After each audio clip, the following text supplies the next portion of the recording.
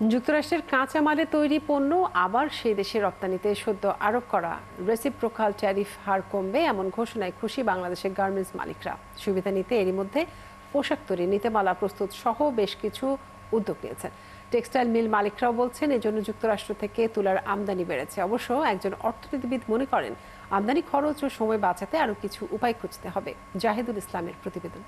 বাণিজ্য ঘাটতিতে থাকা দেশগুলোর সাথে সমতা আনতে রেসিপ্রোকাল ট্যারিফ নামে স্বাভাবিকের পাশাপাশি বিভিন্ন হারে বাড়তি শুল্ক আরোপ করে যুক্তরাষ্ট্র। কার্যকর হয় এই বছরের আগস্ট থেকে।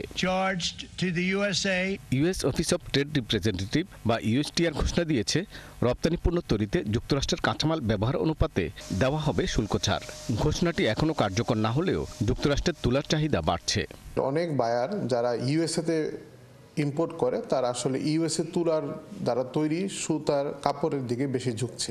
আমার পার্সোনাল কোম্পানিতে আমরা ইউএসএ তুলা অলরেডি ইম্পোর্ট করা শুরু করেছি। আমরা ভবিষ্যতে এটা ইম্পোর্টটা বাড়াবো। যুক্তরাষ্ট্রের জন্য পোশাক তৈরিতে সেই দেশের তুলা ব্যবহারের একটি নীতিমালাও এরই মধ্যে তৈরি করেছে গার্মেন্টস মালিকদের সংগঠন বিজিএমইএ। যে একটা টি শার্ট এক্সপোর্ট করলে ওখানে কটটুক থাকবে, একটা জিন্স প্যান্ট এক্সপোর্ট করলে কটটুক থাকবে, একটা হুডি করলে তাতে কতটুকু ইউএস কন্টেন্ট ইউজ করা সম্ভব হবে এবং সেটার ক্ষেত্রে কতদূর ট্যারিফ এক্সেম্পটেড হওয়ার সুযোগ আছে সেই কাজ আমরা করে রাখছি। এখন ইউএসএ কাস্টমস কীভাবে মনিটর করবে সেটা পেলে এটা এক্সিকিউশনে যাবে। ইউএসটিআর এর হিসেবে একটি পণ্য তৈরিতে যুক্তরাষ্ট্রের যে পরিমাণ কাঁচামাল ব্যবহার করা হবে রেসিপ্রোকাল ট্যারিফ কমবে সেই হারে। কাঁচামাল শতভাগ ব্যবহার করলে মওকুফ হবে পুরোটাই। বাইং হাউস অ্যাসোসিয়েশন বলছে প্রতিযোগীদের চেয়ে এগিয়ে বাংলাদেশ। ভারত, পাকিস্তান এবং চায়না অর্ডারের ক্ষেত্রে ওরা প্রায়োরিটি দিবে হচ্ছে নিজস্ব কটন, যেখানে বাংলাদেশ আমরা ওয়ান স্টেপ এহেড বা আমরা একটা প্লে জোনে থাকবো, ভালো জোনে, যে আমাদের ইম্পোর্ট বেস আমেরিকা থেকে যে তুলাটা আসবে সেই তুলাটাই আমরা ব্যবহার করতে পারবো আমাদের ক্ষেত্রে।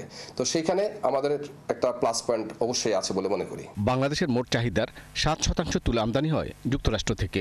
দূরবর্তী হওয়ায় আমদানি খরচ এবং সময় বেশি লাগে। এটা একটা সলিউশন হলো ওয়্যার হাউসিং, আর একটা তো হলো যে আমেরিকা থেকে তুলা আনলে যে এডিশনাল টাইম লাগবে, অর্ডারের যদি সময়টা সেভাবে নির্ধারণ করা হয় ইমিডিয়েটলি আমরা কাজটা শুরু করতে পারি।